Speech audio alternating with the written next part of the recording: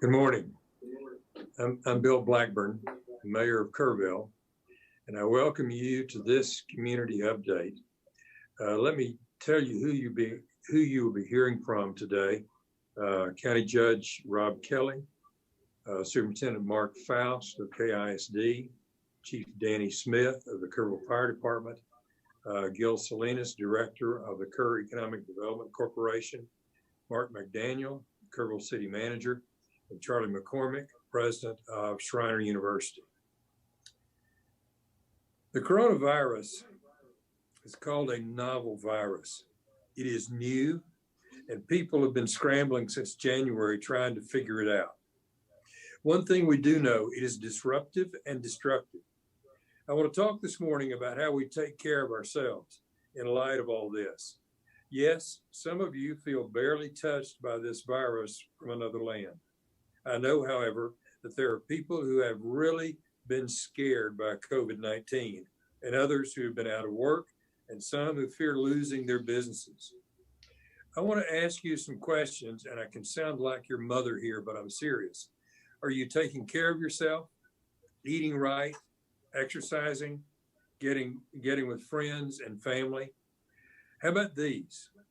Are you feeling anxious and can't shake it? Are you struggling to get a good night's sleep? Do you find yourself waking in the middle of the night worried about things? It is natural to feel down in the face of things, but are you finding that the way you usually cope with things just isn't working? Have you gotten to the place that you feel there is no hope? If these ring true, I think you know what I'm going to say. It is important for you to talk to someone you trust, a mentor, a really good friend, your minister, a counselor. This is important for your family, your friends, and your coworkers. Maybe you've always picked yourself up by your bootstraps, but now you reach for those bootstraps and they're not there. A member of your family cannot be the only other person to know what is going on with you. If you want to keep it anonymous, there's a hotline set up for people in this area so you can talk this out with a person trained to help. It is free.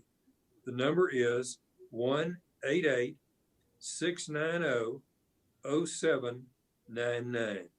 Here it is again, 1-888-690-0799.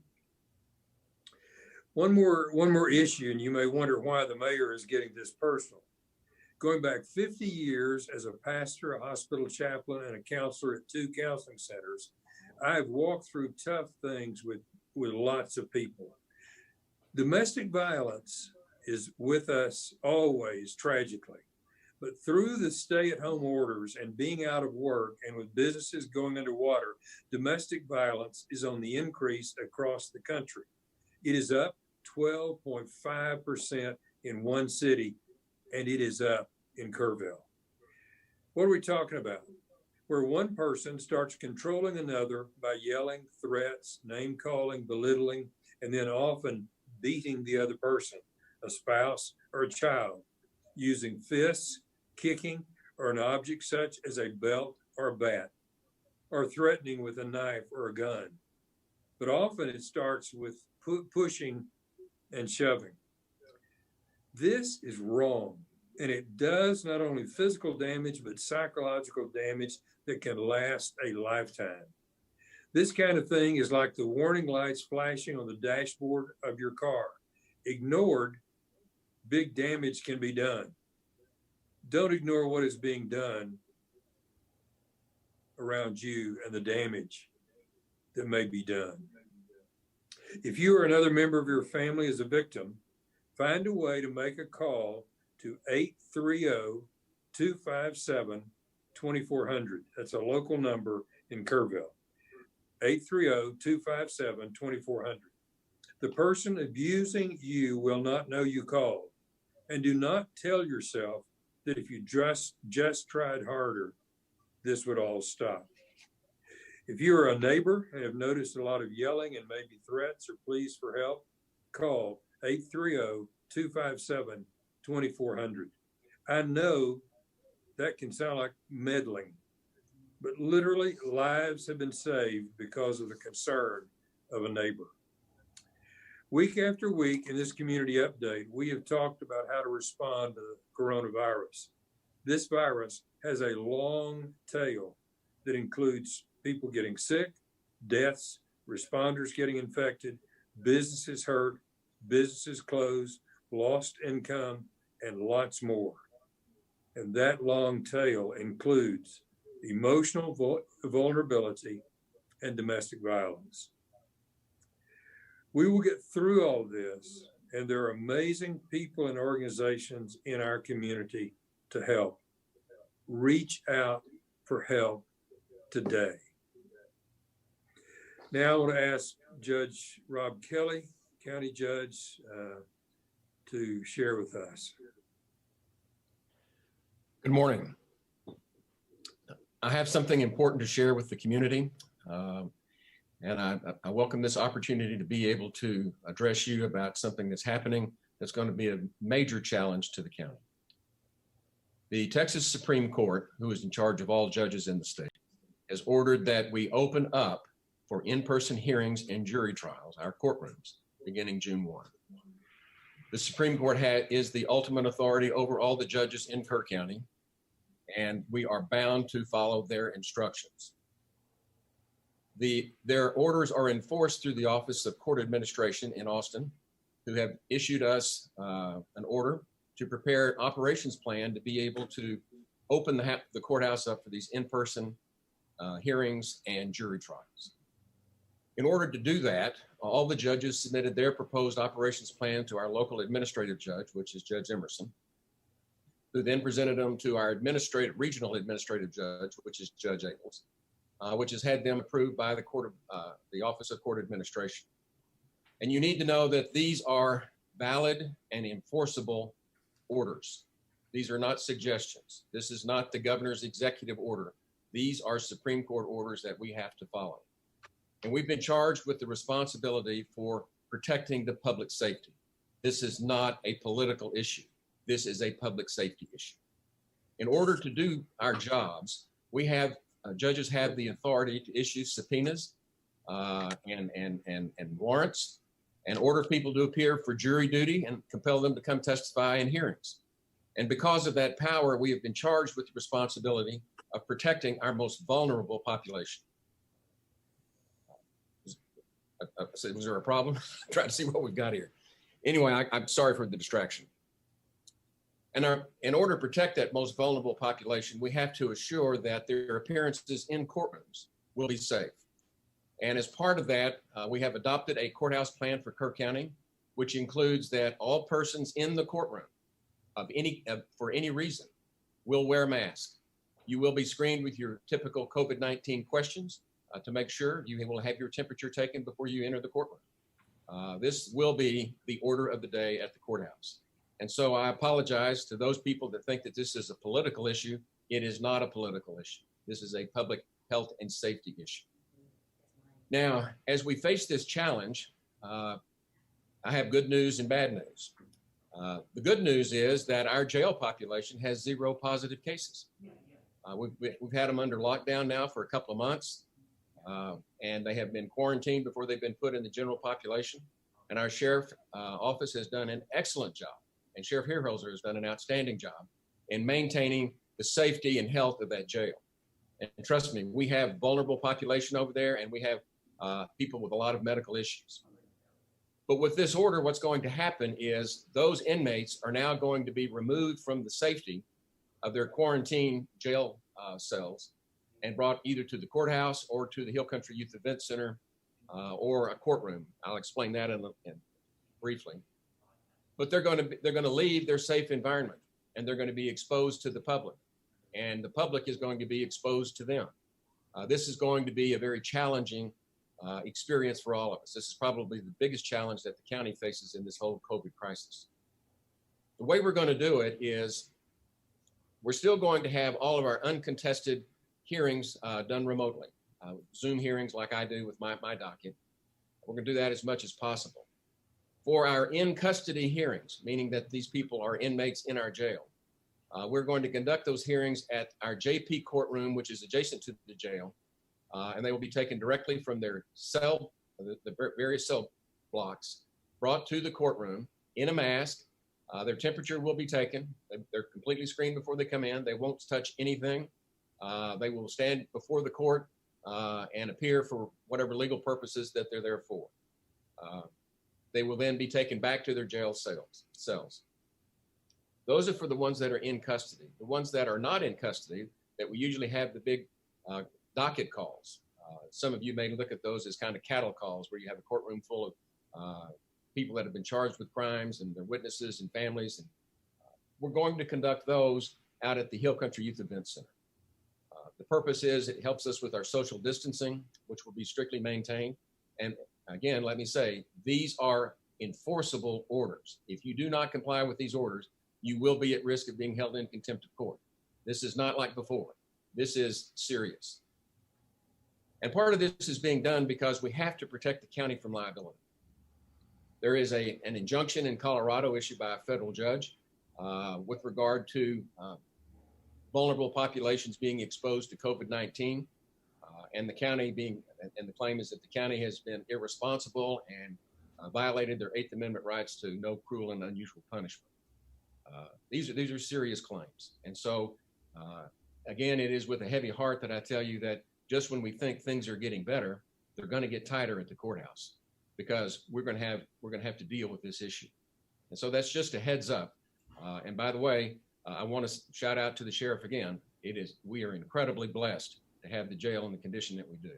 And for those of you that don't know, by comparison, the TDC, Texas Department of Corrections, they've had over 1,500 or right at 1,500 inmates tested positive, about 600 of their staff test positive. They've had 27 deaths.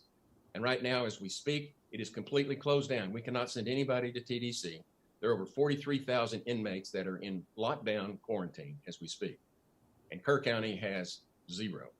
And we're up for this challenge. We intend to get through this and keep it at 0 and not have a blow up in our jails. But I just want to make sure everybody is aware about what is about to happen. And I thank you for your attention. That's all I have, Mayor.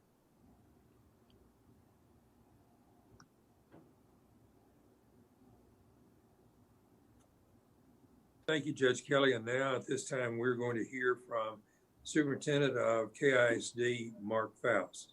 Mark? Thank you, Mayor. I just want to say how grateful we are to the community for the continued support. Our last day in classes was March 12th, believe it or not. And then we went on spring break and we never did make it back from spring break in our schools. Our parents, community members across the board, and of course, our teachers have been incredible as we transitioned, pivoted, if you will, very quickly to full virtual KISD. It's been incredibly challenging, and I think it's fair to say that everyone's tired. Our kids are tired, our parents are absolutely tired, and so are our teachers, and that's fair. It's been a good, hard, honest, long number of days of work to get through what we can and try to aggressively shut down those educational gaps that could have happened here. And we're grateful for the incredible work of our teachers during this transition. So we will officially end on May 29th. So not this Friday, but next Friday. We have the holiday on Monday, 4 more days for closeout activities and 5th grade drive-through graduation ceremonies and so forth. And we will put this one in the books, in the history books. The other thing I would share with you is on May 29th at 8 p.m., we will host Tybee High School's graduation. This is the first big event in our county, and we have been given very specific guidelines in order to maintain a safe and positive event, and we will follow all of those guidelines to a T. We're working closely with the Kerrville Police Department to make sure that we have adequate security and that we have adequate support to get all of our 317 families of graduates or groups of 5 into and out of the stadium in a very safe and orderly way that supports social distancing that's called for. A couple of things I want to make sure we're clear on. The guidance from TEA and from Governor Abbott was that participants or people that are in at-risk categories of age or health should not attend this ceremony. We will be live streaming the event. Aaron Yates is helping us set that up. So we'll be live streaming the graduation for folks to see online as it happens in real time. And we encourage folks that are in those health or age categories to not put themselves at risk in a gathering of 2,000 people inside of an outdoor stadium, but view it online. We will not turn people away at the door. However, if they're with a group of 5, they have one of the assigned tickets, assigned seat, assigned parking areas, and they're with that family, we will screen them and allow them to enter the stadium. So we just want to make that clear. We are recommending the guidelines be followed, but it does not say you're not permitted to enter if you're in one of those at-risk groups. So be aware of that. The other thing we really wanted to emphasize with the level of detail that we're putting into making sure this is a safe event for everyone involved in celebrating our class of 2020, but also for the community when they leave. We are asking all participants to identify themselves. So each group of 5 family members, we're asking them to provide us with contact information so we know who's there. We're asking them to wear masks as they come into, move about, or leave the event. We're asking our guests to provide their own protective masks and any PPE that they wish to have. We will have hand sanitizing stations and screening stations set up at each of 8 gates. Each of those gates is associated with a specific parking area. Each of those gates and parking areas are associated with a specific seating area in the stadium, and generally they'll be entering and exiting without crossing over other groups that are in different seating and parking areas. So it's a very strategic approach to, again, using the social distancing model, keeping people apart and as safe as we possibly can, get them into the ceremony and get them out safely. So the other thing I would add is we are asking our families of the 317 graduates, they must arrive together as one group because we will be checking them off their gate as a family unit of 5. And we're asking them to take only one vehicle. We're spacing out the parking strategically, and we need the families, each graduate. There's 317 parking spots available for 317 groups of 5 folks, and it's really important that people honor that with us. We're also going to ask them if they're in a particular parking area to enter a certain driveway. So there's a driveway assigned to a parking area, assigned to a gate, assigned to a seating area, and it's all orchestrated. And we will be providing all of our guests with an overall map so that they can see things visually, and they're all color associated with the gates and the seating. So we feel like we've put together an event that is going to be very safe. But again, the most important piece here is this historical class of 2020.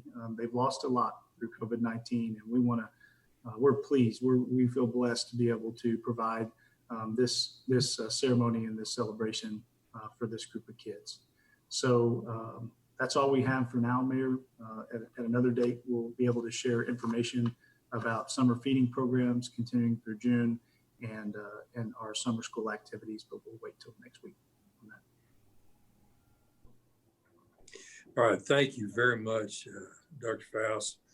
At this time, I think it's important for us to hear an update from Peterson Health, and Dr. Matt Blanton is the Chief Medical Officer for Peterson Health, and I welcome him to this broadcast.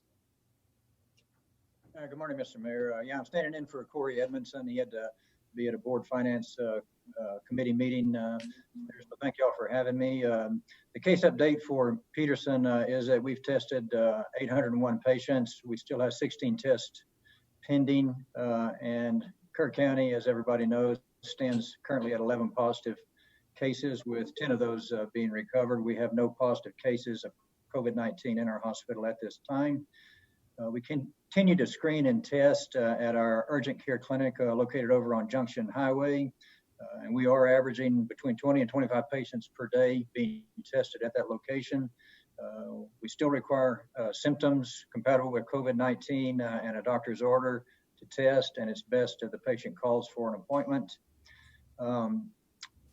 Our hospital is fully operational now. We have a climbing census. We had a census approaching 100 yesterday, which is the highest hospital census we've had in 2020. Our surgical cases are in full swing and going very well. We're seeing record numbers of elective surgical case numbers, especially in our Back to Life or joint replacement program here at Peterson. Ambulatory care, we're seeing increasing numbers in our ambulatory care facilities, and doctors' offices are seeing more and more patients as we progress further. Visitation restrictions have been lightened up a little bit in that we are allowing one visitor per patient per day. That's the same visitor per patient per day.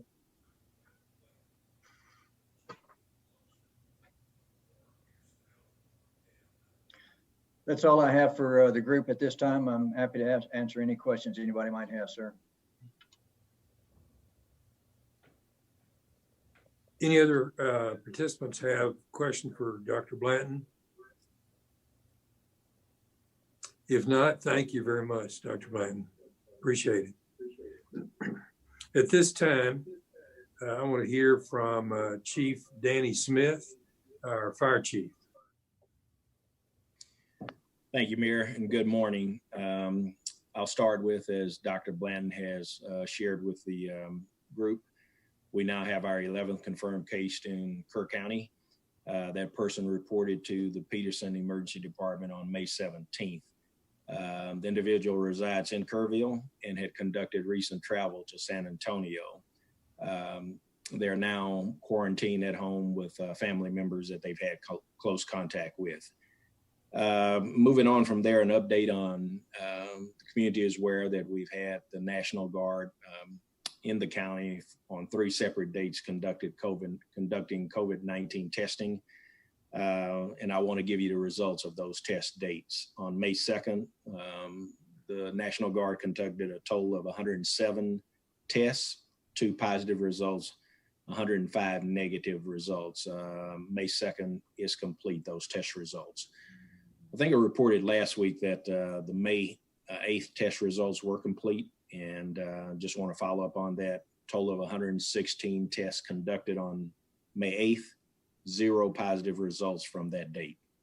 The last date the National Guard was in town was on May 14th. They conducted a total of 71 COVID-19 tests on that date. To date, we've only had 1 positive result. The remainder of those test results are still pending.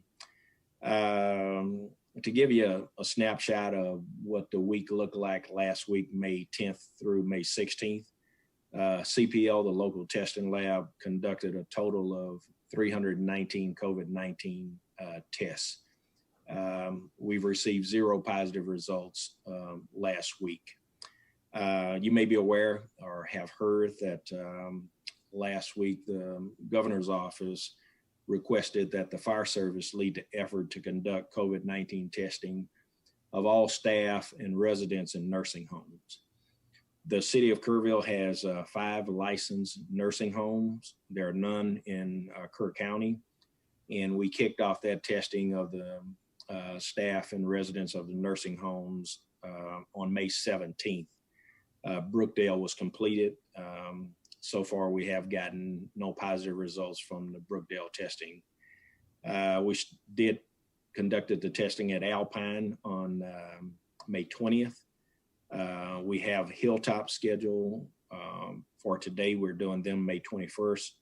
We will conduct testing at River Hills Nursing Home on May 22nd. And Waterside is scheduled for Tuesday, May 26th, the day after Memorial Day. The state has expanded its COVID-19 testing. Last week, they were averaging approximately 25,000 COVID-19 tests per day. And the goal is to get to 30,000 per day. 2 of the most important aspects of combating COVID-19 is testing and contact tracing, along with social distancing and personal hygiene, all the other important aspects that go along with it. The state has a goal to double its capacity for contact tracing to get in place approximately 4,000 contact tracers. And they're looking to do this in the near future. It's going to be done through a web-based application to coordinate contact tracing. And they're still working through how this will all work out and be coordinated with local governments. So with that, that's the report, Mayor, on COVID-19. I'll turn it back over to you. All right, thank you very much, Chief. At this time, we're going to go to Gil Salinas. Gil is Director of the Kerr Economic Development Corporation. Gil, if you'll give us a report. Thank you, Mayor, and thank you to Kerrville community. I was reading a commentary by a columnist from the Dallas area that the density of social contact in urban areas increases the attack rate of the COVID-19. So, for example, New York City, I mean, they have 5 times the national average. And what's interesting, the columnist went on to say that right about now, I'm wishing for some country living. So the reason I bring this up is because Kerrville is below average, well below average. So at some point in time, if it's not happening already, we're going to see people wanting to move into the hill country and especially into the Kerrville area. So it's going to be that whole run into the hills effect that we're going to start to see. A Harris poll survey, national survey, found that nearly a third of Americans are seriously considering moving into a less densely populated area. Now, with the ability to work remotely for many jobs, people are finding out that they don't necessarily have to work or live in a large city or in a suburban area in order to make money and to support a family. So get ready, it's happening, we're anticipating this, but know that at the KDC and with our community leadership, which are present here today, we are preparing for those next steps, again, in anticipation of this influx. Now, the Over the Fence podcast, episode 6, that will air later today, will be featuring Alex Judd. He is a host of the Intra Leadership podcast. He's a nationally renowned motivational speaker and author, and also a fellow podcaster. Alex will give us an insight on how a mindset ultimately determines an outcome. We now get to ask Alex questions specifically for a Kerrville audience. Huge, great opportunity for us. In Theresa Metcalf's words, she's a host of the show. She said, "You know you're having a great conversation when you don't want that interview to end." But ultimately, we didn't have that much time with them. So this is a podcast which is going to give you a new perspective on how to approach your business, work, and life, especially during these turbulent times. That podcast, again, is on kerrvilletogether.com, and it will be uploaded at 2 o'clock today. That's kerrvilletogether.com. Now, as I usually mention every week, resiliency. I'm encouraged to see somewhat of stability with our sales tax revenues. It means that people are shopping in Kerrville, and that's typically the best way to keep our dollars circulating with our economy. But we need to be mindful of practicing social distancing. Our unemployment rates will be out later in the week, if not next week. And at that point in time, we'll also see what that's going to look like as far as an impact to our local economy. So in closing, especially for some of our business owners, your efforts to build a more efficient business, a targeted customer base, and better workers, using this time to do that, and for our consumers to continue to practice social distancing when you're out there, being mindful of the space around yourself, other people that are shopping, as well as our frontline workers.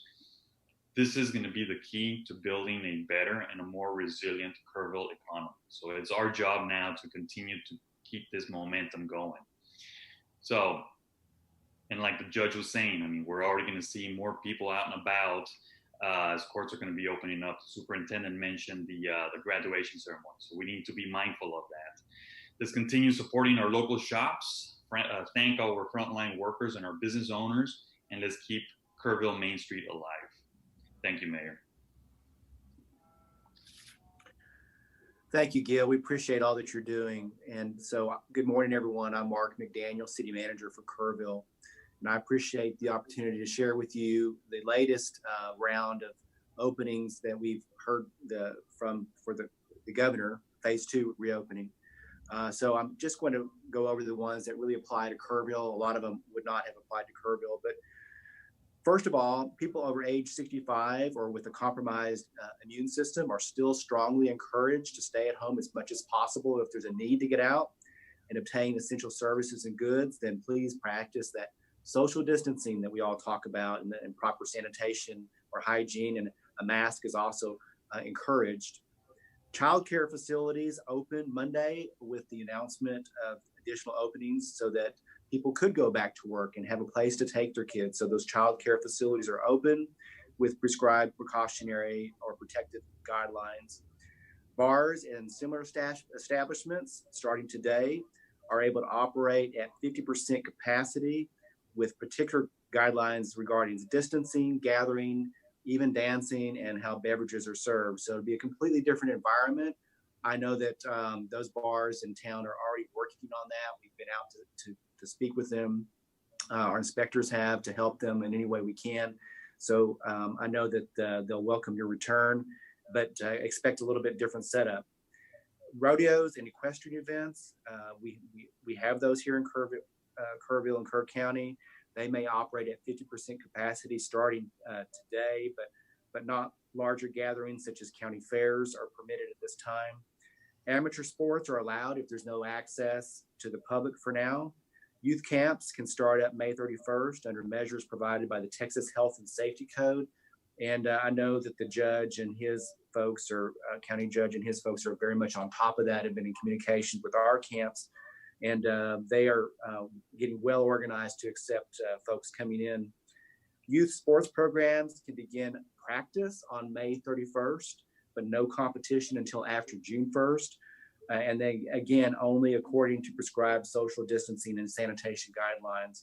I know that, for example, our Little League is already looking at starting the season and is in contact with the folks that are in that program. Interactive amusement venues should be avoided. This would include water features at pools or splash pads. Those will not be open, although the pools themselves will be open, like our city Olympic pool beginning June 16th. Other pools may have already opened, but ours will not be open until June 16th. Nursing homes still logically, obviously should not be visited. You heard the chief talk about testing at nursing homes. It's a hot spot for COVID-19, so they just should not be visited. Schools, they may reopen beginning June 1st, but our local districts and also Shrine University are looking at a fall opening. Playgrounds, they will not reopen yet since they are interactive play areas, and playgrounds and state parks are still closed as well. Just two other items, just real quick. We get a lot of questions at the call center about travel. Can I travel outside of Kerr County? There's no prohibition against traveling, but we are still encouraging folks to stay in place as much as possible so that we don't have folks bringing COVID here or us taking it out. So that's just a good practice, but there is no prohibition against it. You heard the chief talk also about contact tracing. That will be driven by the state and their solution to that. I'm sure that they'll be asking us to help in some ways, but that's going to be completely laid out by them at some point, probably next week is my hope. We'll know more about that. So in closing, we appreciate your patience and your understanding as we try to communicate all the changes that are continuing to come our way. A few curveballs, but I think we're managing well, and we thank you for your time. Now I want to turn it over to Dr. McCormick to give us some words about Shrine University. Dr. McCormick. Thank you very much, Mark. Just briefly, Shriner has established some new workplace expectations and protocols to maximize social distance and the safety of all employees. Among these are that everyone enters campus through a designated checkpoint where security takes their temperature prior to being allowed to enter campus, and a wristband is issued to those who don't have an elevated temperature, and it's required to be worn, signifying they've been screened. Those not meeting the screening guidelines are directed to the campus clinic for further evaluation. And Shriner University continues to limit visitors on campus only to those authorized and scheduled. Our ongoing goal, of course, is to keep the campus community safe and the campus itself COVID-free, so we have every chance of opening successfully in the fall semester. Now, I did want to share that as we look to the future, Schreiner intends to broaden its course offerings in an effort to be responsive to the needs of the Hill Country community. And to that end, we're partnering with a company called Condensed Curriculum International to provide new online certificate training in a variety of healthcare areas. And additionally, we're starting an online and very affordable basic business degree for individuals who want to or need to upskill during this moment, and or those individuals who want to or need to acquire a baccalaureate credential. And I encourage you to please contact the admissions department at Schreiner University for further information on all of these new online programs. And finally, our emergency response team is working hard to prepare Schreiner for a safe reopening in August. And assuming that all goes well with this process, we look forward to seeing you all on campus again soon. Thank you, Mayor. Thank you, Dr. McCormick, and thank you for all who presented this morning.